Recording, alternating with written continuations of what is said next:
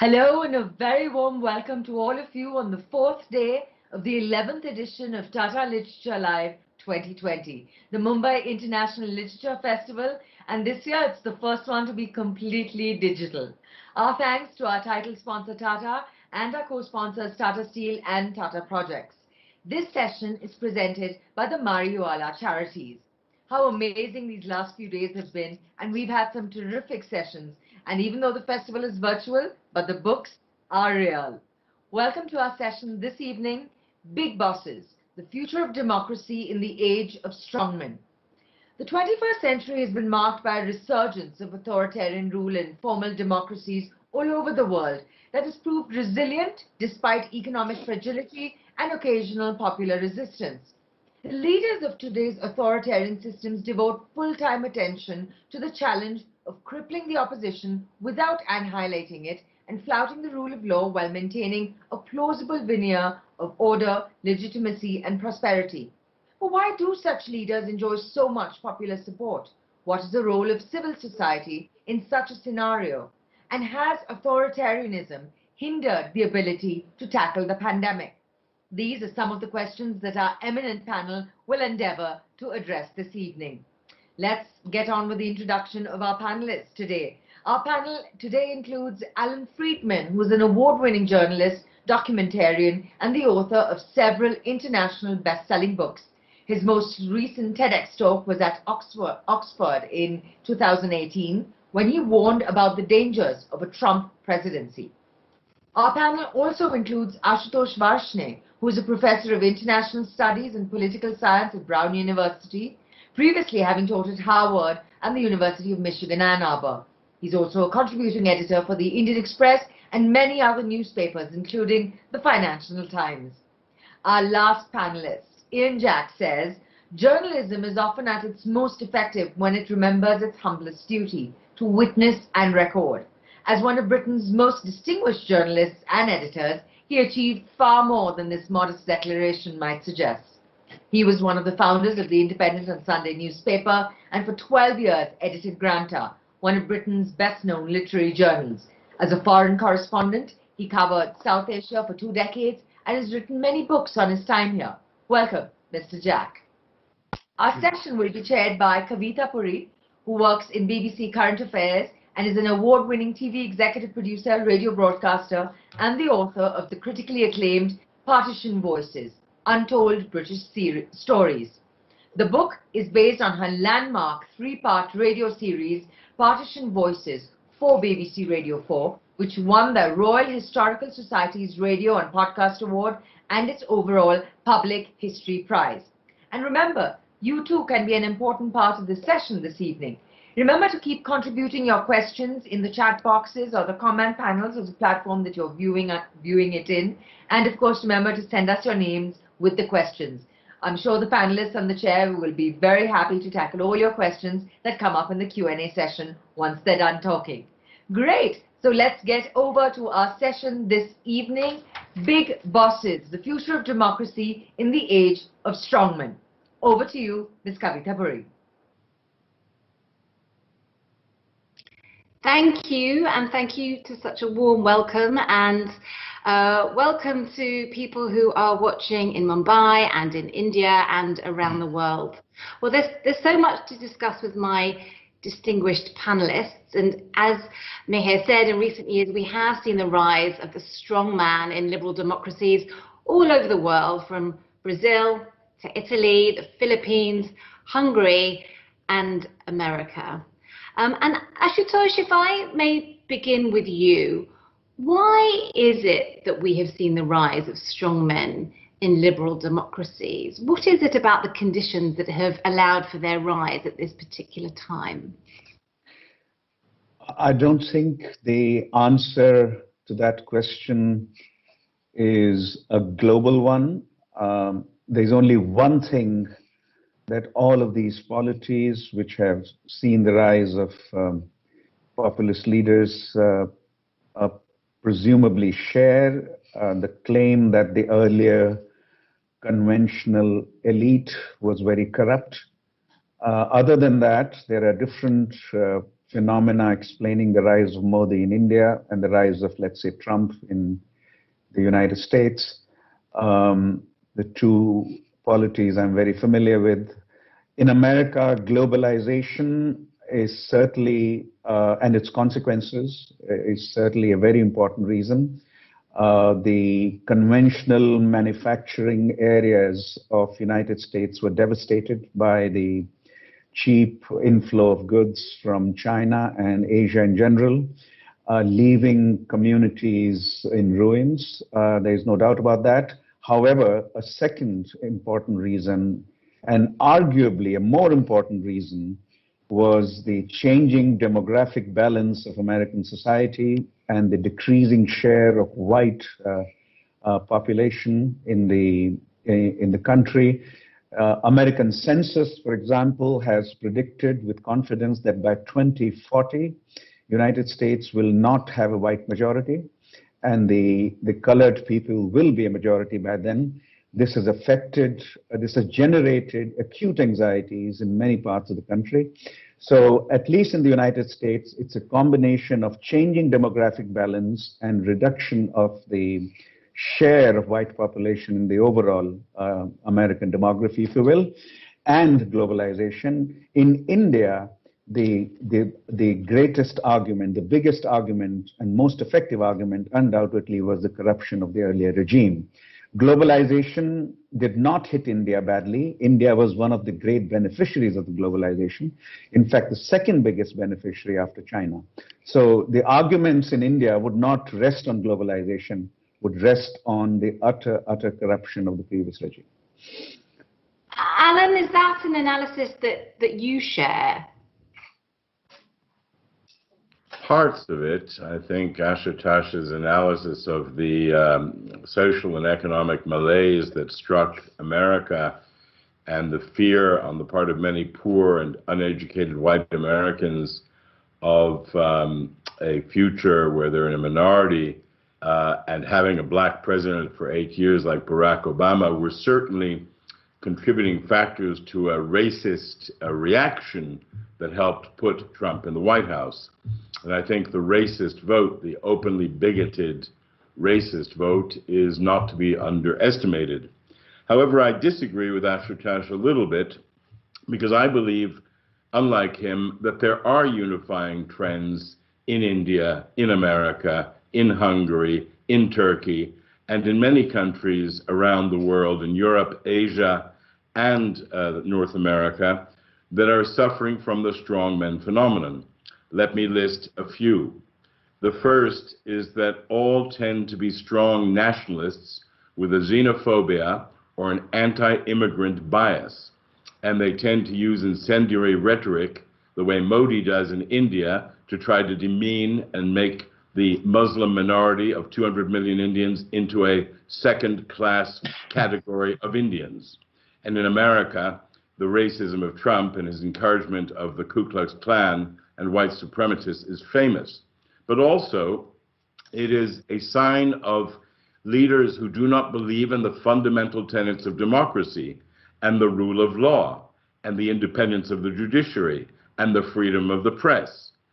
Orban, Modi, Trump, Erdogan, to take just 4 examples from Europe and India and America, are all people who are illiberal Democrats who have no respect for the rule of law, believe they're above the law, believe that they can abuse the law, and tend to try to pack the Supreme Courts of their countries with puppets while packing the press with their acolytes and sycophants, like Fox News, and like much of the Indian news business has become in the last few years.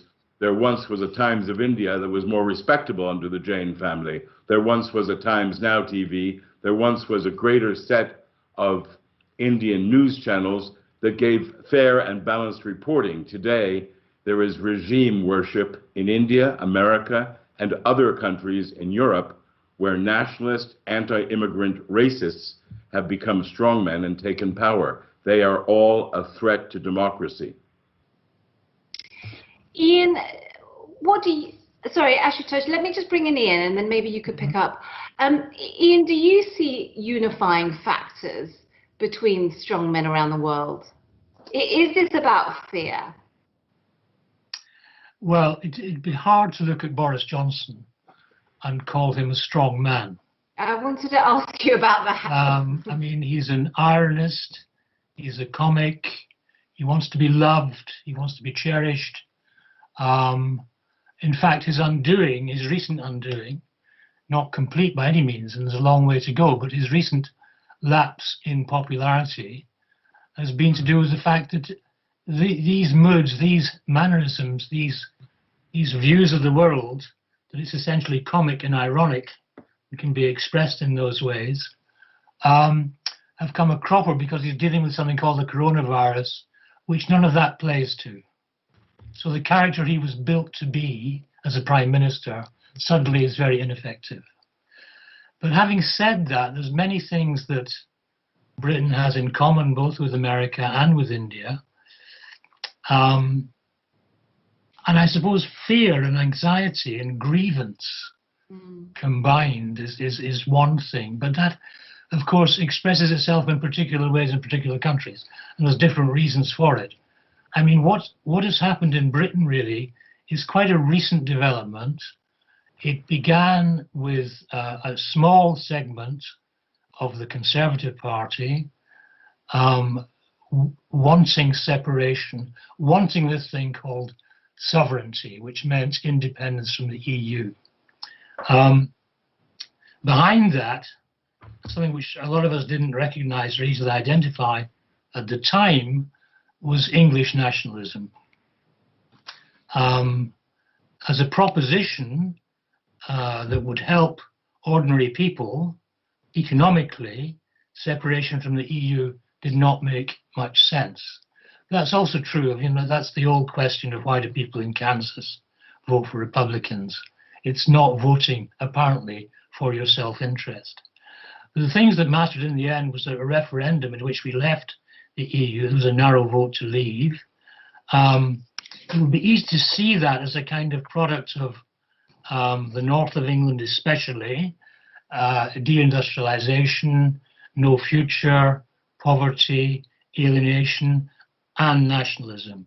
But in fact, although that was a strong part of what happened, the south of England, which is much more prosperous and had a lot of the middle class, did vote to leave the EU.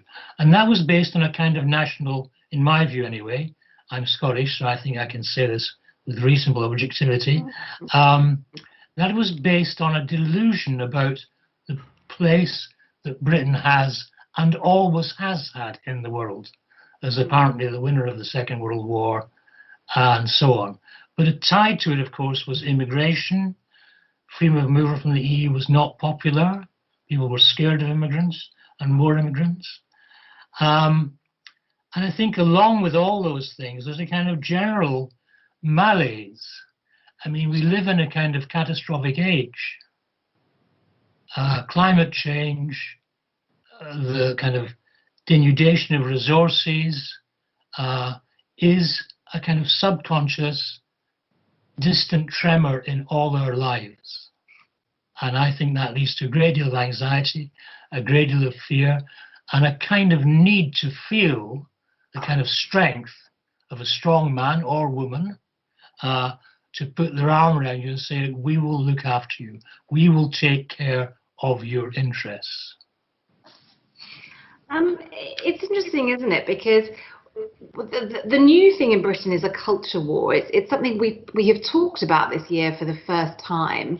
Ashutosh, I wondered, if you look at America, for example, and maybe you think this about India, do you think that part of a strong man is manufacturing this kind of culture war, that in order to succeed, you need to polarize society, so elections really become them and us? Yeah, but before I answer that, just to comment on what Alan said, I thought you asked us a question, Kavita, about why these strong men have arisen in so many countries. I thought you didn't ask us a question about once they have arisen, do they share property. So I don't disagree with Alan about everything he has said, except just minor disagreement with the immigration issue. Yes, Modi is an illiberal Democrat, much like Trump, much like Erdogan, with a conception, and yes, and Bolsonaro too. But what I said was that the rise of Modi is not exactly for the same reasons as the rise of Trump. India has not seen deindustrialization as a result of globalization. England has seen, the north of England has, and much of Midwest and some parts of South in America have also seen that. But India has not seen it. India was growing at 6% plus for about 20 years. I agree with that, but I just want to make the fine point that the anti-minority, anti-ethnic minority, right, the racial polarization, that is something they have in common. They have in common that, yes. But it's not an anti-immigrant issue in India, except in Bengal and Assam, where there was a lot of migration from Bangladesh. It's an anti-Muslim. The reason, what has happened is some kind of political trickery, if you will. What Mr. Modi has done and his party, they have turned Muslims into immigrants into India in general. Well, Muslims as immigrants, and Muslims have been living there for centuries, and the political trickery here is that Muslims have been turned into immigrants into India, not sons of the soil, right? That's a political trickery here, because immigration is not such a big issue in Indian politics as it is in the United States, on the whole. But it's an anti-minority position, undoubtedly. Undoubtedly, anti-minority position, anti-minority politics, just as Mr. Trump is definitely a racist politician. There is no doubt about that. That's correct. Now, as for the culture wars, the culture wars, in my view, are taking. There is a sharing of traits there across these polities. And the culture wars essentially take the form of, the us and them form is that the older elite allied with minorities, does not represent the sons of the soil. And the sons of the soil have a different kind of culture, which the older elite allied with the minorities has crushed. Right? This is the form, the most general form in which I think the culture war can be expressed, and it takes very specific forms. This general property takes very specific forms, and in India, you can say the great. I think one of the most interesting phrases Mr. Modi used was the Khan market gang. What is the Khan market gang? The Khan market is Delhi's that market of Delhi where Delhi's older elite used to shop, right? Not Delhi's newer elite, or not India's newer elite. Delhi's older elite used to shop at Khan Market, and so he's called this older elite Khan Market gang. They also happen to be English speaking primarily. In fact, almost entirely English speaking. And he does not represent the English-speaking elite of India. He represents what he calls the vernacular masses who are closer to the ground, who are sons and daughters of the soil. There is a version in America of that, certainly. There's a version in America of that. But the culture wars are framed, as far as I can tell, in terms of the old elite values and newer rise of the masses, which are primarily vernacular in India. And in America, that vernacular argument cannot be used. In England, I think it cannot be used, but Ian can tell us more, and Alan can comment on what I've said. Well, Alan, Ian, pick up. Do you want to pick up? Well, it's very interesting what Ashutosh has said there. I mean, the Khan market is an interesting thing, because I wouldn't think the old elite could afford to shop in the Khan market anymore. It's become a place of, at the very least, embassies and new money, I would have said. But anyway, the thing about the elite here is it's a very odd business has gone on, whereby Boris Johnson, for example, went to Eton, went to Oxford, worked on the Times and the Telegraph. There is no more elitist person in the country than Boris Johnson, and yet he leads a kind of movement which is anti-elite. That movement was much held. This is interesting to me because I'd never thought of it before. I'd never perceived myself as being part of an elite. I come from the working class. I'm now middle class. I worked on liberal newspapers. I live in London. All these things have disabled me, really, because I'm now a member of an elite. And the elite is the liberal elite, basically. It's the metropolitan liberal elite, which the Daily Mail, which is a very popular newspaper hereabouts, identified early on as the enemy. And in fact, even after the Second War, there was an interesting phrase called Lord and Lady High Mind. Lord and Lady High Mind were people who knew better. They were Fabians, they were kind of mild socialists, they believed in rationing, they believed in kind of popular uplift. And that kind of kindness, if you can express it like that, that kind of kindness in society is much criticized and characterized as being liberal soft-heartedness. The BBC it will be a victim of that sooner or later if the present movement carries on, I'm sure. So elite is a kind of tricky word. And I think actually in bits of Britain that aren't southern England, it has no real effect. I don't think it has much, certainly in Scotland and Northern Ireland and Wales, it has no real kind of resonance, where just the word English perhaps has a greater kind of enemy kind of feel to it than elite does. Alan, I want to ask you, in concrete terms, if you look at Trump or Modi, for example, how have these leaders diminished the actual tenets of democracy? Well, I think there's a list of examples in India and America, in Brazil, and I repeat, in other countries where you've seen, I mean, the tragedy for me as somebody who loves India is that here was what was once the world's greatest, biggest democracy, now reduced to a nation that is governed through corruption and cult and the delegitimization of the courts. I think it's clear that Modi in India and Trump in America have a court-packing mentality. They don't respect the idea of checks and balances between legislative, executive, and judicial branches.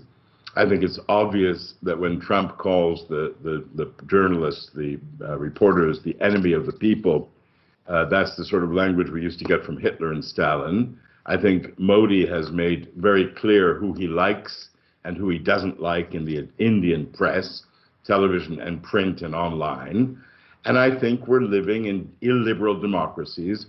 And while I'm happy to have a long discussion about the roots of populism, the way they vary or are similar in different countries, my message today is a little bit more vernacular.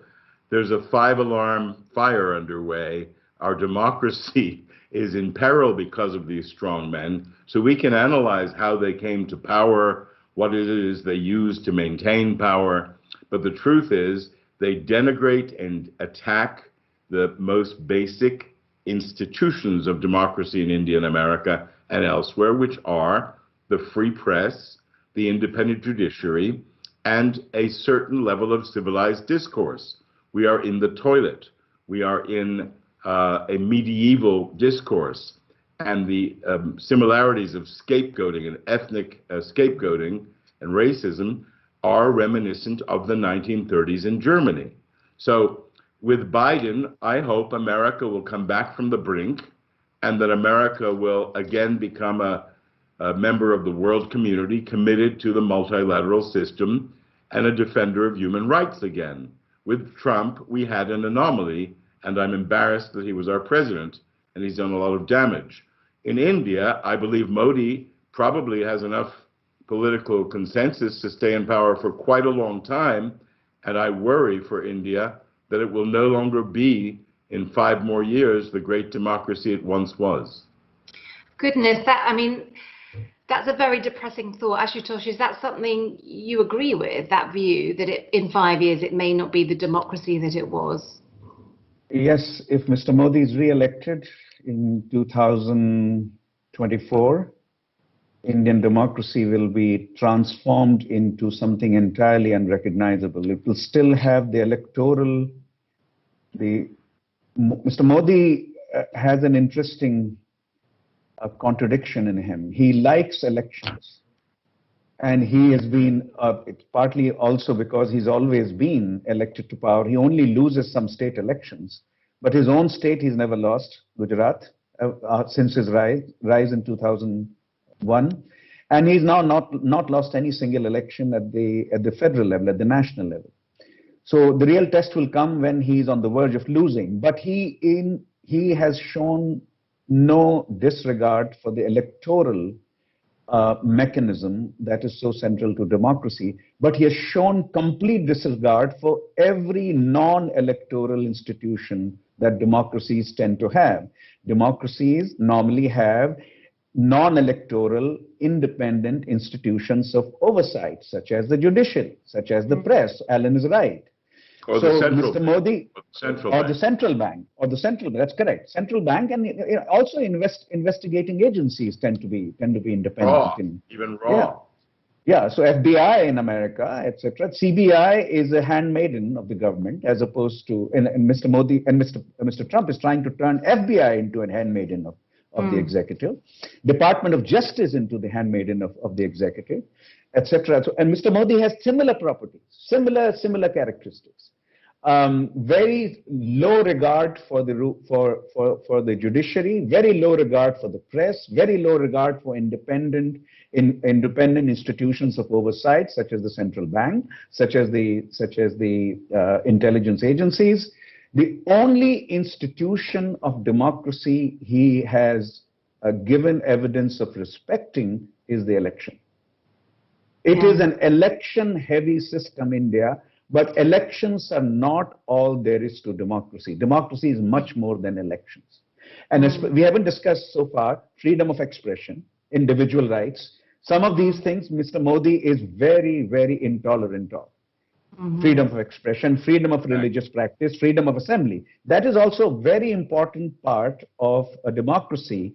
These are non-electoral parts of democracy, but they define democracy as much as elections do. It's interesting, isn't it? Because I think people focus on elections as the kind of central tenet of democracy. But as you say, a leader like Modi uses it to legitimize his position. Alan, have you seen similar erosions in America to the ones that Ashutosh describes in India?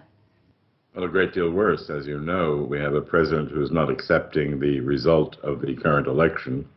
It emerged a few hours ago that Donald Trump personally telephoned yesterday a couple of low-level vote counters in some state, putting pressure on them to give their county to him instead of Biden. Yeah. So Trump is Wayne County in Michigan, which is almost 80% black. So Trump is totally destroyed. He's turned the Department of Justice, as Ashutosh said, into a personal mafia lawyer's outfit. His behavior is so deplorable and so embarrassing that I would prefer we talk about the fact that America still has a chance at not going under, and if we can just get to January. But I want to be honest. If in India I'm pessimistic because I believe Modi will continue to erode free thinking, free press, free judiciary, and democracy, and the pillars of democracy in India. In America, remember, 72 million Americans voted for Trump. 80 million, 79 million voted for Biden. Big majority. Biden was elected with 51% against 47% for Trump. Biden is the winner. But that minority, now that Trump is threatening to run again in 2024, is for Trump a way to milk 70 million idiots for money. He figures $5, $10 a head. His idea is, how can I make money with Trump brands? And we don't know what kind of deals Trump is doing with Saudi Arabia, Qatar, Russia, Turkey, and other places where he has Trump buildings and has made arms deals and favorable and skewered foreign policy to their interests, we don't know if Trump was honest as president. We don't think he was. Trump will face criminal investigation for tax fraud and for bank fraud and for insurance fraud in the state of New York, and he can't pardon himself for state charges. So Trump is kind of fighting to save himself and dragging down America. Reducing troops in Afghanistan, Iraq, and everywhere without advising our NATO allies is a way of, as the American White House said, setting fire so that Biden will have too many fires going when he arrives and he'll have a horrible time. And all this while 250,000 Americans die, and Trump's own doctor today again said no masks. They're negationists. They're deniers of science. So we, as an American, I am outraged but hopeful. But my view is Trumpism is here to stay. Right-wing demagogic nationalism is here to stay. And all of these strongmen may color the next decade of our lives, even though Biden will be president, because they have that kind of cultural influence. And that will be bad for democracy and human rights and minority rights everywhere, in my judgment, for the next generation, not for the next year or two. Well, it's interesting that you say that, Alan, because the other argument is actually that Trump's defeat maybe perhaps signals an end to that trend in populism. You know, leaders like Duterte or Bolsonaro who looked at him and based their presidency on Trump's. They don't have Trump around on the political landscape anymore. I agree with that, but he's enabled them so much, these dictators and these wannabe dictators, enabled them so much that they've already gone so far, it's hard to get the genie back in the bottle. Ian, yeah. Can I just bring in Ian, because I want to ask him, with the Biden America, that does change things, certainly with the relationship with Britain, but do you think the Biden's America will be more vocal, for example, in criticizing democratic erosions or the abuse of human rights around the world, which we haven't seen for a number of years now? I certainly hope so. I mean, I agree with everything Alan has said. I mean, Trump is a reprehensible person. I suppose the interesting question, though, or the important question even, is nevertheless, he was American president for 4 years, and people nearly gave him their consent to go on being president. You know, 72, 74 million votes. So what, and this is a question rather than anything else, but what is it in him and his philosophy that encourages people to vote for him? If he's so terrible, as he clearly is, do other people want that kind of terribleness? It seems lots do. That is similarly in Britain.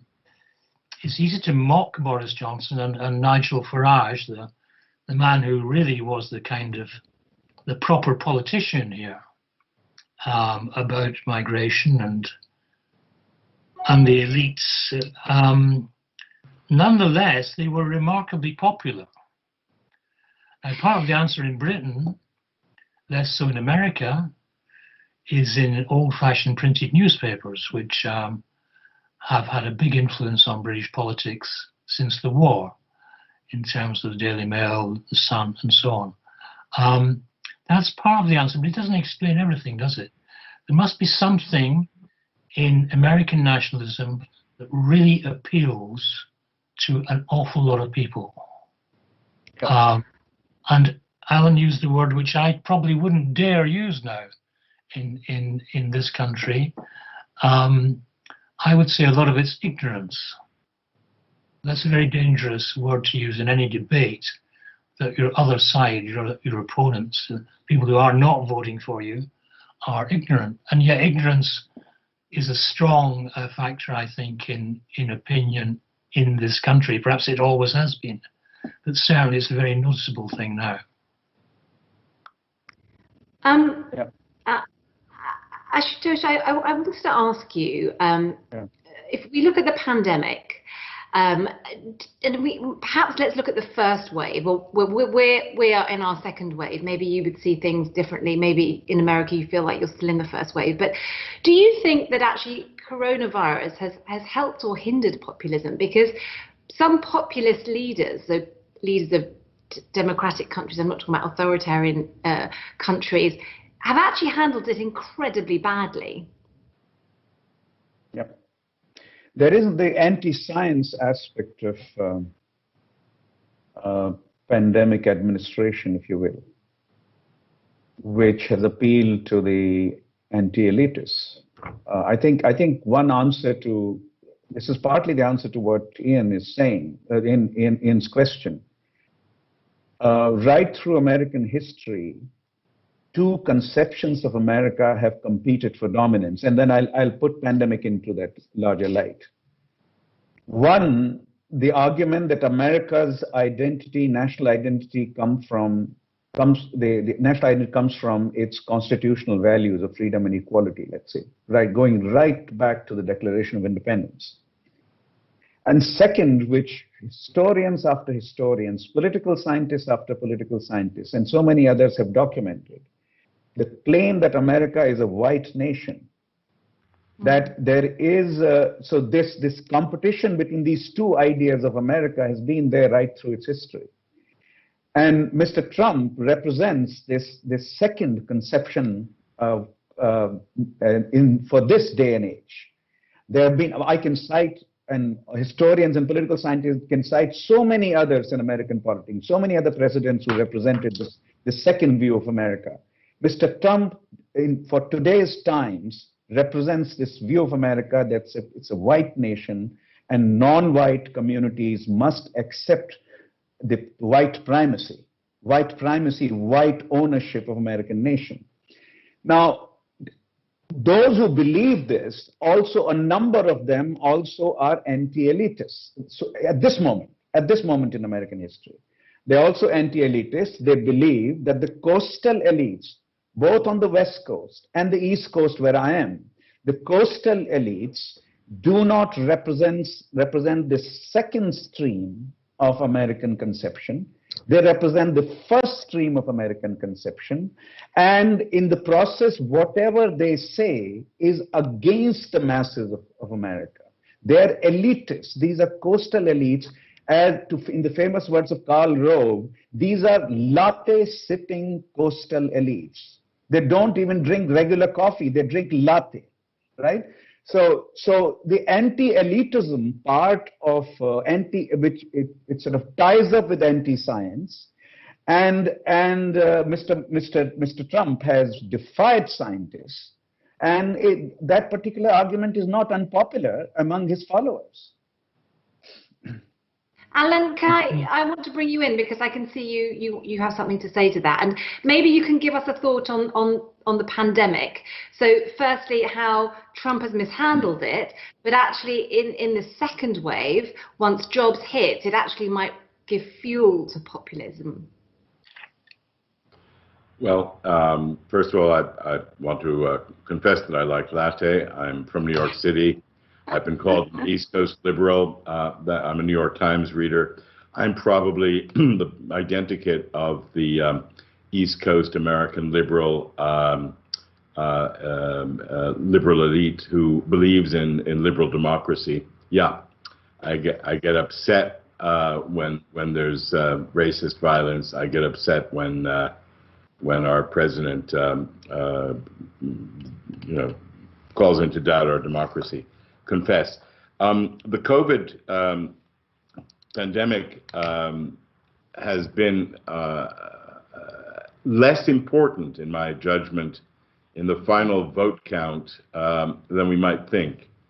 And the reason for that goes back to what both Ashutosh and Ian have been saying in different ways.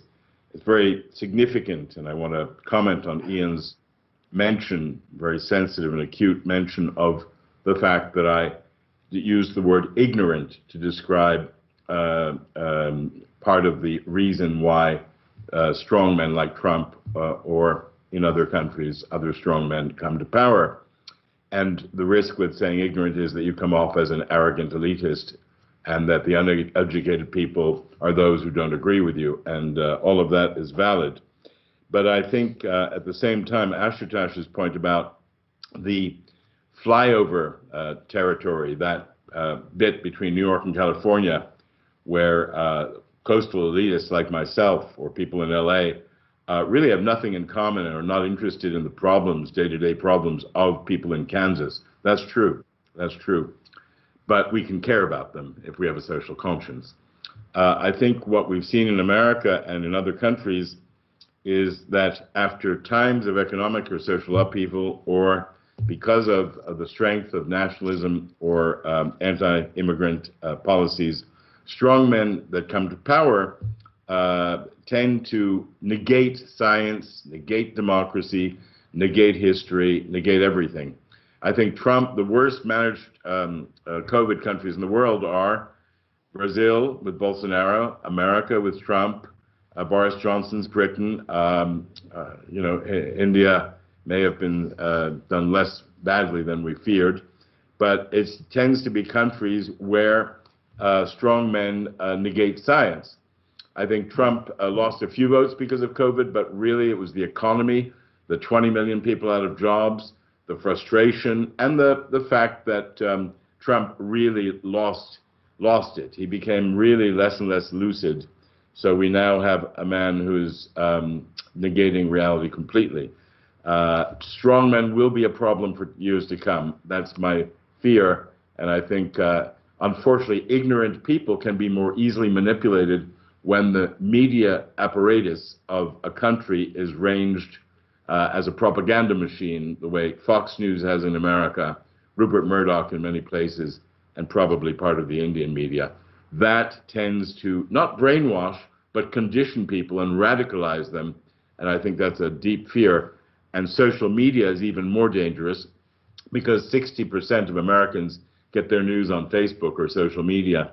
So the manipulation of social media for propaganda purposes also explains why ignorant, meaning less educated, less sophisticated people unable to take their own decisions, can be conditioned and radicalized into a populist base.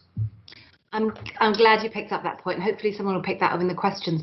Just finally, before we move on to questions, I want to ask Ian, and it's something that's been, as we've been talking, it's in my head. Why on earth do we talk about strong men? Are there strong women? And if not, why not? Well, when I first came to India, there was a strong woman, Mrs. Gandhi. She was always said to be strong. It's a very good question. I mean, I think that also at that time, it was an interesting thing to me that there was this prediction that India, when Mrs. Gandhi had the emergency, which is a kind of mark of her strength, people said the conventional thing to say among journalists anyway was to say, well, India is far too complicated and variegated a country to possibly respond to Sanjay Gandhi's idea that it was Bulgaria. It was a much bigger, more complicated place. It wouldn't respond to the idea of strength and a strong person. And yet Modi has made it a different place in which people do apparently respond to a strong person, or a allegedly strong person. I mean, a figure that is a populist figure. And that's interesting, because at one time it seemed as though that could never happen. There was a guy called Neville Maxwell, who used to be the Times correspondent, who once wrote about, the daily expectation that a big man on a white horse would arrive and sort India out. And a lot of the kind of conversation everywhere in India you went, especially among the middle class, was, we need a strong leader. That was a common thing to hear. And now, by heavens, you have one. Thanks, Ian. Thank you all. We're going to, I'm going to pass over to Mihir, who is going to give us some questions from our audience.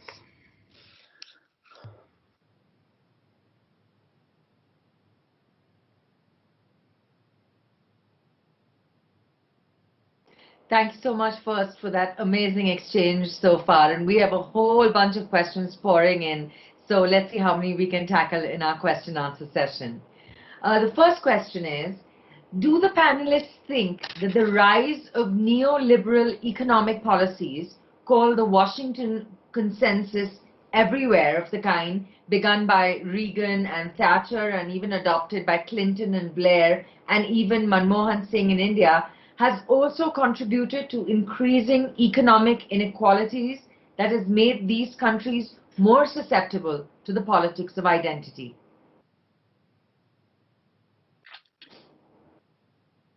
I'd say yes. Yes. Yeah, definitely. It was part of the factors that led to the rise in populism as a reaction, sure. But neoliberalism in India never went to the extent of America and the United Kingdom. True. So there is a slight qualification. Indian economic inequalities did rise, undoubtedly. But the rise in inequalities from the available data that I have seen in the UK and in the United States was much greater, much greater. That's the only small qualification I would add to that. Neoliberalism has something to do with the rise of Mr. Modi, but Mr. Modi came in as a neoliberal, please note. He came in as a neoliberal when he came to power. So that was not really a distinctive feature of his rise. Though his policies today cannot be called neoliberal at this point. There's much too heavy a state interference in the economy after his rise. Taking off on your last question, Ms. Puri, our second question is, the world over, countries with women leaders fared better during the pandemic. Could strong women be a counterforce to the strong men? Women anywhere. Yes, women anywhere in power, in my judgment, would be a great remedy, because I think the men have screwed things up and we don't have enough women at senior levels. And I think women are able to multitask better than men and are less emotional and have less testosterone. So yes, women get my vote. And look at the amazing Prime Minister of New Zealand, small country, but wonderful. I would enter only one qualification there. I wouldn't want a Mrs. Gandhi to come back to power and replace Mr. Modi. Mrs. Gandhi was the left-wing version of Mr. Modi, a strong woman, very, very contemptuous of judicial independence, very contemptuous of the press, very contemptuous of freedom of expression and intellectuals in general. So I wouldn't want, and I wouldn't want the National Front to triumph in France under its female leadership, right? But on the whole, what Alan is saying is right. Women tend to be much more democratic and much more consultative politicians than those who impose themselves all the time on people around them. They don't have to perform the test of masculinity. Women don't have to perform to come out triumphant in the same way as men sometimes feel they have to. Our third question. Oh, sorry. Can I just add something? Definitely. I think I can think of another exception to this idea that women are a gentler, kindler, Margaret better forms of leader. I mean, I grew up with, well, didn't grow up with, was a citizen of Britain during the Thatcher years, and Mrs. Thatcher certainly was not a great example of the consultative, cooperative, kinder, gentler person. And in fact, she was the kind of, I would suggest that she was the forerunner of populism, really. She made poor people, she turned poverty into a kind of, you could be poor and you could be right-wing, which hadn't really happened in this country before. So, but now we are happily settled. We have Mrs. Sturgeon in Scotland, who seems impeccably polite, well-organised, calm and resourceful. And we have Boris Johnson in London, who's the opposite of all these things. And Angela Merkel, we have, who's the real leader of the real leader of the Western world today is Angela Merkel. I completely agree. Great. Our next question is from Fazat Bey. Why do we see the conservative right-wing voices who talk so much about nationalism are often also almost tilting away from science and towards industrial exploitation of the less privileged? Could you repeat that question? Sure. The end of it. Fazak Beg asks, why do we see that the conservative right-wing voices who talk so much about nationalism are often also almost tilting away from science and towards industrial exploitation of the less privileged?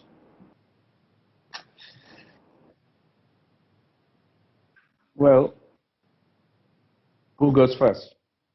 Sounds like a false dichotomy. Yeah. Yes, I'm not sure I'm up to that question, really. That Trump has been anti-science does not mean that right wing by definition is anti-science. That's the first thing. Margaret Thatcher was not anti-science. Margaret Thatcher had a lot of demerits, but I don't think you would say she was anti-science. I don't know. Bolsonaro is anti-science and Trump is anti-science for sure. I don't think Modi is anti-science. I don't think so. He just So doesn't I give think that's too much of a stretch. The question, I think, is conflating categories that should remain separate. Right. Yes. Hitesh asks, in the situation of a disorganized opposition, doesn't the need of a leader become essential? The needs of the people should always be the key. But sometimes the people vote for bad leaders. That's democracy. The problem we're in now is that this is not a normal time for India, America, or other countries. Democracy has given us leaders who, like in the 1920s in Italy and 30s in Germany, took a regular election and tried to leverage that into a dictatorship. I don't think that's about to happen in India, but the tendencies that we imagine a second Trump term, what would be left of America in 4 years? Right. As a follow-up to what you said, Kavita asks, does Modi really respect elections because he's compromised the independence of the Election Commission and ushered in an opaque electoral bonds? So elections are far less fair and free than earlier. Would you all tend to agree to that statement? That's a very, very good question. I think Mr. Modi has not been electorally tested yet. If he's on the verge of losing, that's when the real test will come. As of now, whenever I think the questioner is right that the electoral bond scheme has made India's elections more murky. I think that's correct. However, from that we cannot draw the conclusion that elections in India have been stolen by Mr. Modi. No, because at the state level, he's been losing and losing and losing at the state level. Losing a lot more than he's been winning in the last 4 or 5 years. At the national level, he's been winning and winning and winning, right? So when he's on the verge of losing national power or on the verge of losing his home state, Gujarat, that's when the real test will come, how much he respects electoral verdicts. As of now, I don't think he has interfered in the election process of states which he has lost. I don't think we have evidence of that. Okay, so as a keen follow-up to what you just said, Mr. Varshney, Farid asks, what legislative reforms would you suggest that can actually curb the malpractices, economic, political, and otherwise, of populist leaders, or is that even possible? Well, I think all three of us should answer that. Partly it was implied in what we said. I think the argument about judicial independence, judicial oversight of executive action is much more powerful than legislative oversight in parliamentary democracies. Legislative oversight in presidential democracies is a separate issue. In parliamentary democracies, legislative oversight cannot be as strong as in presidential democracies because in presidential democracies, legislature is part of government. It's part of government, right? And there is virtually nothing, no fiscal proposal that the White House can come up with can go through unless Congress supports it, right? So in a presidential system, there is much greater separation of powers. In a parliamentary system, the parliament and executive are intertwined in a way that legislative scrutiny does not play the same role as in presidential system. Judicial scrutiny is much more important. Right. Judicial scrutiny, and Mr. Modi has seriously weakened India's judiciary. Much the way Mrs. Gandhi did. It's the same way that Mrs. Gandhi weakened India's judiciary. Right. So we have a great question from Aviral, who asks, what can one do to make the masses realize of the concept of a big boss when in fact they unintentionally are a part of the same process?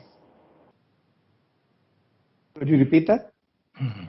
What can one do to make the masses realize of the concept of a big boss while in fact they're unintentionally a part of the same process? I see.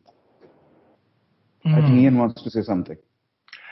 Well, that is a very, very, very, very good and difficult question to answer.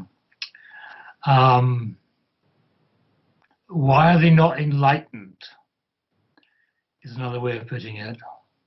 And of course, that suggests, that implies that I have a key to enlightenment and that their idea of their own best interests is wrong.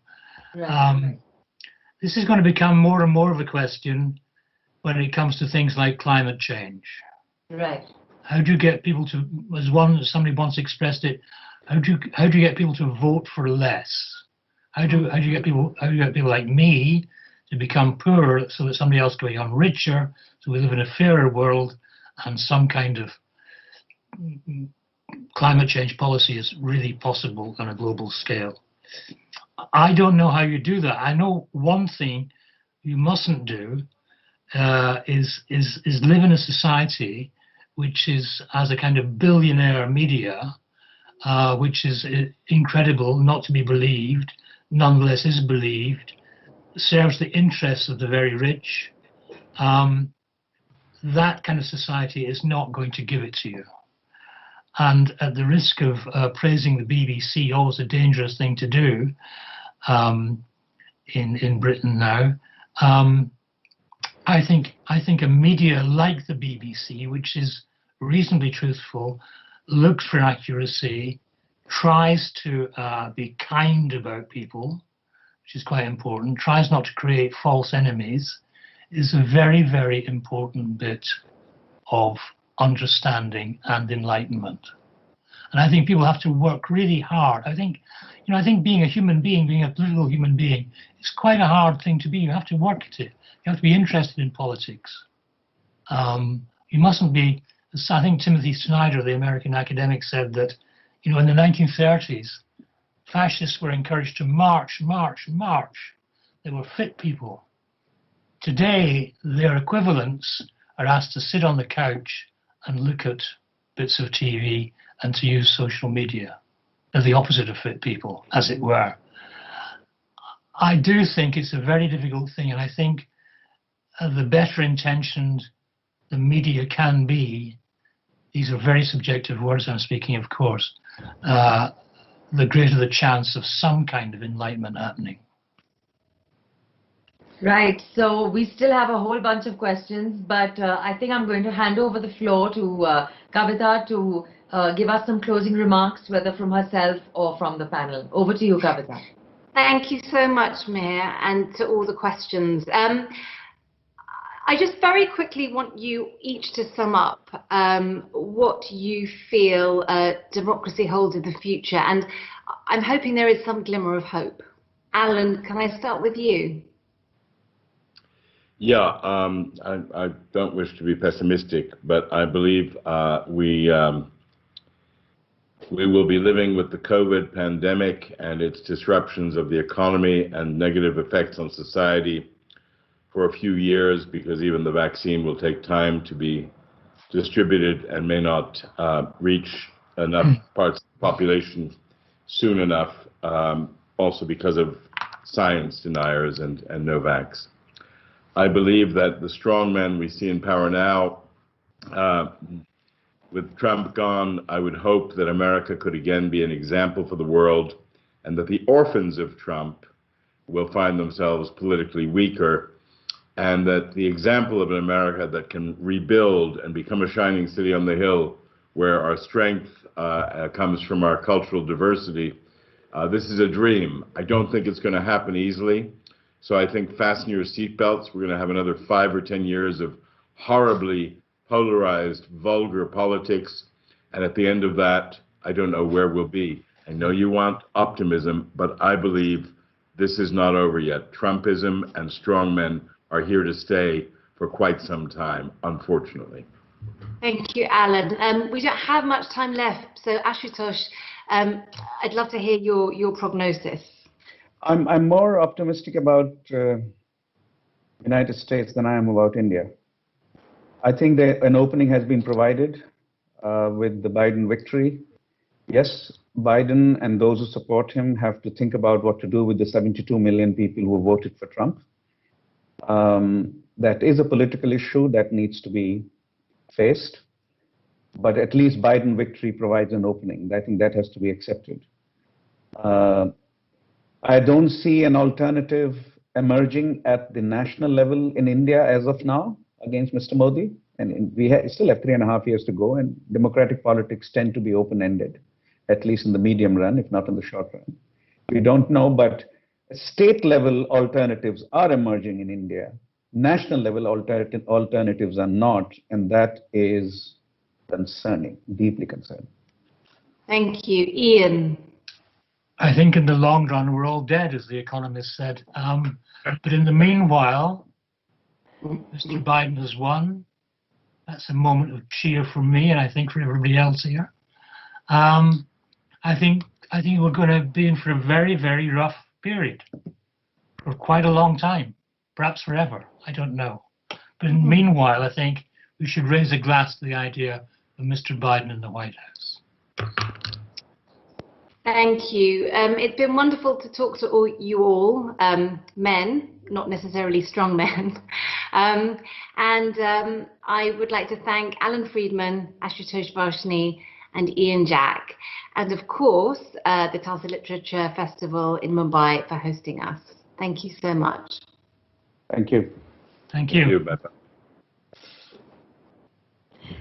Oh my God, what an enlightening and amazing session that has been. Even though we ended on a bit of a thoughtful note, and we've got a whole lot of stuff to think about what the future holds, but that really was a thrilling exchange.